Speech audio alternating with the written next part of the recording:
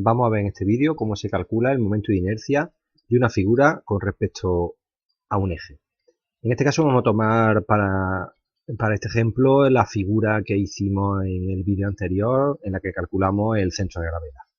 Pedimos que, dada la figura siguiente, se calcule el momento de inercia respecto a un eje vertical que pase por su centro de gravedad. Como ya calculamos en el vídeo anterior, el centro de gravedad de esta figura, que sus coordenadas con respecto al eje aquí marcado eran menos 0,11, 1,82, pues por este punto pondremos este eje vertical, este eje AA que hemos marcado aquí en rojo, pasando por su centro de gravedad, y alrededor de este eje, alrededor del cual vamos a aprender a calcular el momento de inercia. El proceso es el mismo que hicimos, muy parecido al que hicimos en el vídeo anterior para el centro de gravedad. Lo que hacemos es descomponer la figura en varias piezas de área y centro de gravedad conocido. En este caso, igual que antes, descompusimos esta figura en un rectángulo al que le vamos a restar un triángulo y le vamos a restar un cuarto de círculo. Vamos a colocar la superficie de cada una de las piezas, la pieza 1, 72 centímetros cuadrados, 9 centímetros cuadrados, 28,3 la tercera, y vamos a acotar también, en este caso, las distancias que tenemos desde el centro de gravedad de cada una de las piezas al eje a través del cual vamos a calcular ese momento de inercia.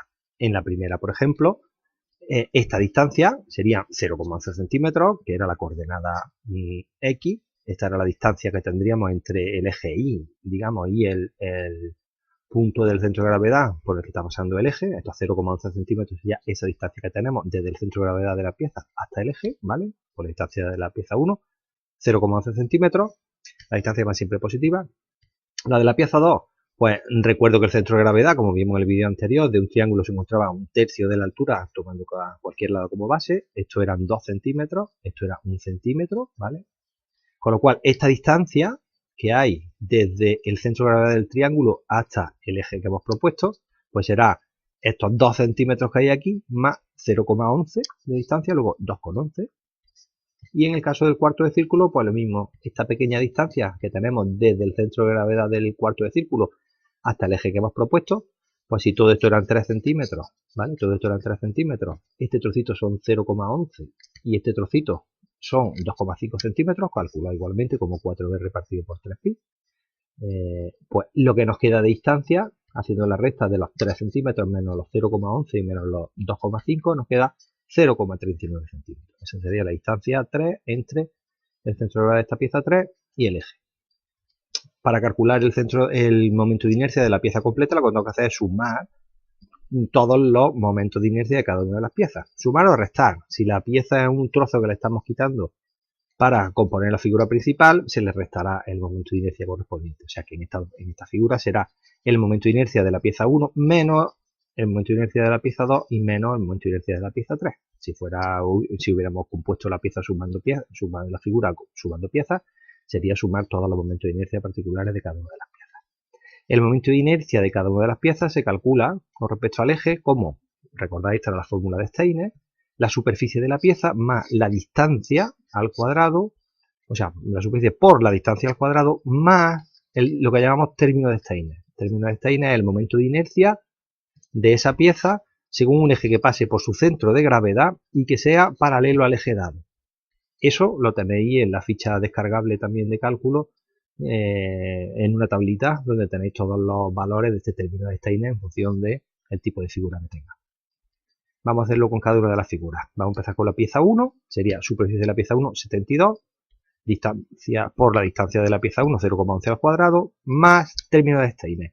Recuerdo que el término de Steiner, que lo tenéis en la ficha de un rectángulo, sería BH cubo partido por 12. Importante, la base siempre es la paralela al eje, con lo cual en este caso, si el eje es vertical, esta sería la base de este rectángulo. Y esta base de este rectángulo son 12 centímetros, mientras que la altura sería esta, que serían 6 centímetros. Luego, base 12 por altura al cubo, 6 al cubo partido por 12. Resultado, 216,87 centímetros cuadrados. El de la pieza 2. El de la pieza 2 sería superficie 9 centímetros cuadrados por la distancia al cuadrado, 2,11 al cuadrado, más término de Steiner de un triángulo, que lo tenéis en la ficha. Eso era BH cubo partido por 36. Lo mismo, importante, la base siempre la paralela al eje. Este eje vertical, luego de este triángulo la base sería esta, que mide 6, mientras que la altura sería esta, que mide 3. Luego 6 por 3 al cubo partido por 36, 44,57 centímetros a la cuarta. Y en la pieza tercera sería superficie 28,3 más distancia 0,39 al cuadrado más término de Steiner, que de un cuarto de círculo, como tenéis en la ficha, vale 0,055 por el radio a la cuarta. En este caso 0,055 por 6 a la cuarta. Resultado 75,58 centímetros cuadrados. Pues bien, para calcular el momento de inercia de la figura completa, tenemos que sumar los momentos de inercia parciales de cada una de las piezas en las que le hemos descompuesto.